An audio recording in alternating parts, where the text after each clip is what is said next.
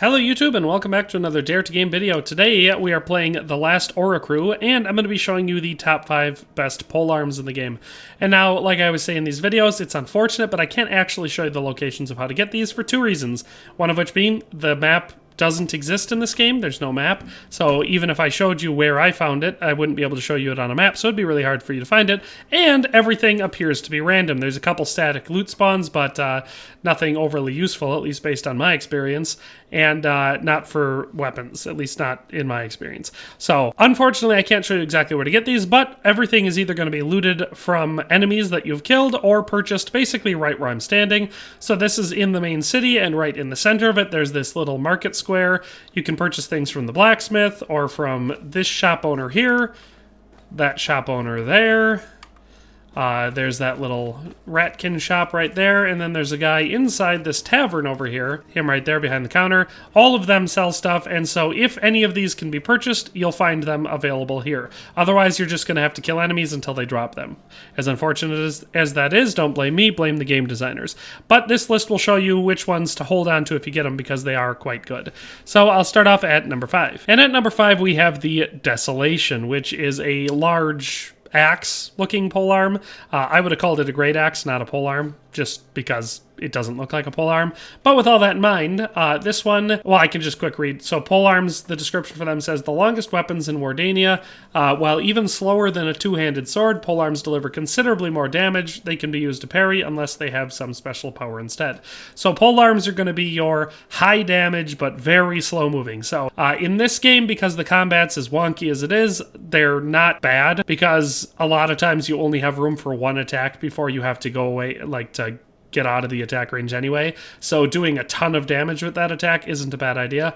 I find them especially useful for like jump attacks. But with all that in mind, they do move quite slow. So for this one, there's a number of things to look at. So we have a weight of 2.9 kilograms. Our requirements to use it are not very high, 16 for strength and 9 for agility. No intelligence requirement. This one has a cool perk to it. You can see down below the item description, it says plus 15% health steal on attack. So you actually steal health when you do damage with this one, which is nice. Our primary attack has a base damage of 663, and we have a special attack on this one that uses up 4 mana for every time you use it. That does 988 damage, and that's called Circular Blade. It says, an ingenious circular blade that boils up quickly and hits all enemies around you, unblockable by shield enemies. So this one is one that you'll actually get used against you by some of the heavier ratkin bosses that are very, very annoying to fight. So it's a pretty effective special attack against higher level bosses and stuff. Plus that extra health steal is pretty fun. So as far as our attacks go on this, you can see it's these heavy overhead strikes, but they go nice and quick.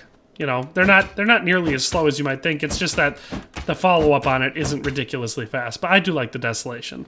And then our special attack is that nice sweeping strike, which we can, again, do pretty dang quick. So I think the Desolation's a pretty good weapon. If you get your hands on one, hold on to it.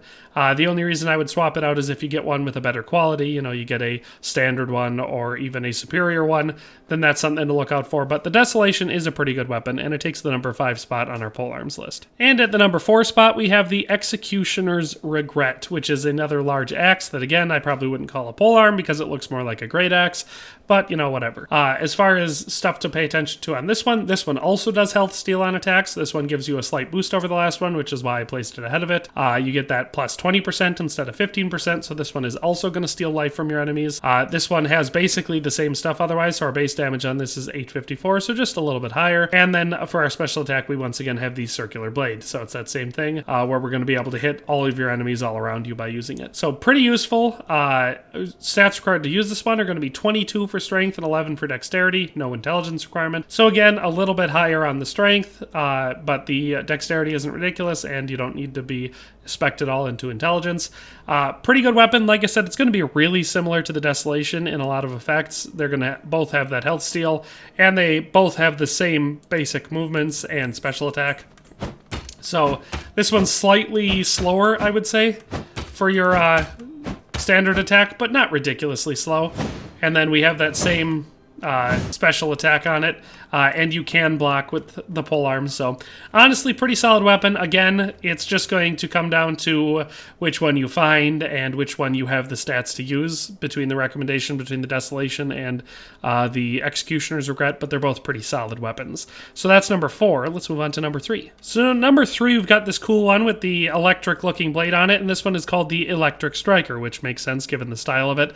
Again, like I said, polearm is just a misnomer for this. It's an axe. It's a large, heavy two-handed great axe, you know, whatever you're going to call it. It's more of an axe than a polearm. As far as things to pay attention on this one, we got a weight of 1.9 kilograms. Requirements to use this one, you are going to need some intelligence. So this one has a intelligence requirement of 9, agility of 10, and then strength of 23. So not ridiculously high anywhere, but it does require all 3. So probably not nearly as much of an early game weapon. For our primary attack, we have a base damage of 971. You can see I don't meet it because I don't have the strength required to use it. And we have a special attack called Ball Lightning on here that takes 4 mana to use, and it says cast a large, slowly moving ball of lightning that seeks the targeted enemy. So it's not great against really agile enemies, but against certain bosses and things like that that are damage sponges but aren't ridiculously fast, or at least if they are fast, they don't maneuver that well, then that special attack is pretty useful. And since it does almost 1200 damage, it's decently high.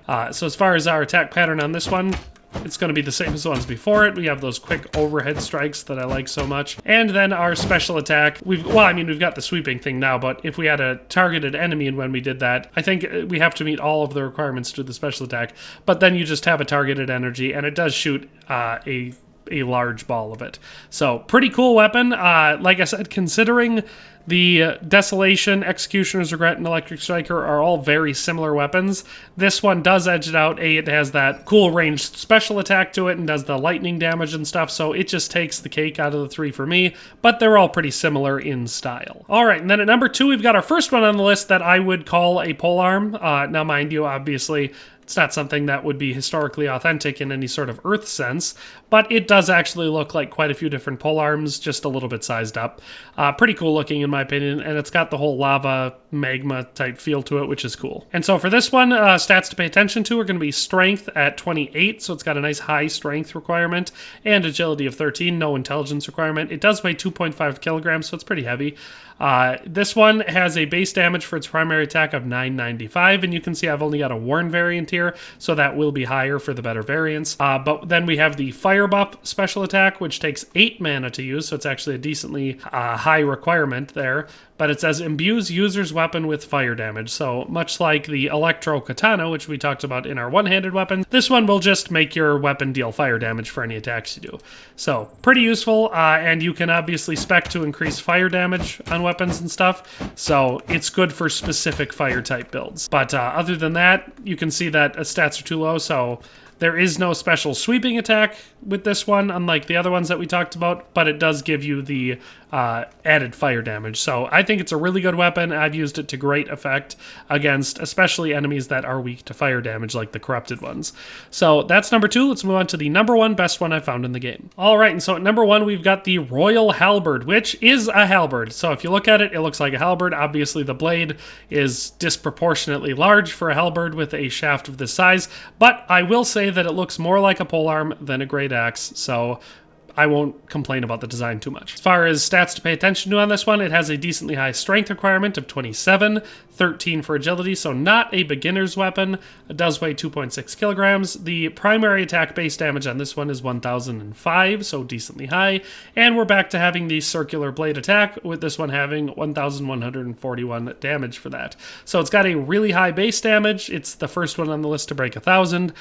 So very few weapons in the game actually deal more damage per basic hit in this one. Plus it has the circular blade, which is nice, but that does take 6 mana to use. Plus it's an actual halberd, so it's one of the only real polearms. But anyway, so you can see our regular attack, it's slower than a sword, but it's still decently quick. And then again, we have that sweeping attack that is so useful. So that is the 5 best polearms in the game. I wish I could tell you the exact locations on how to get these, but I can't. So basically, I know that the Royal Polearm can be bought here in the square. I think think, from this store right here. I'm not certain, but obviously there's only a couple. So if you want to try purchasing it and you've made it here already, just check it out and you might be able to buy it here.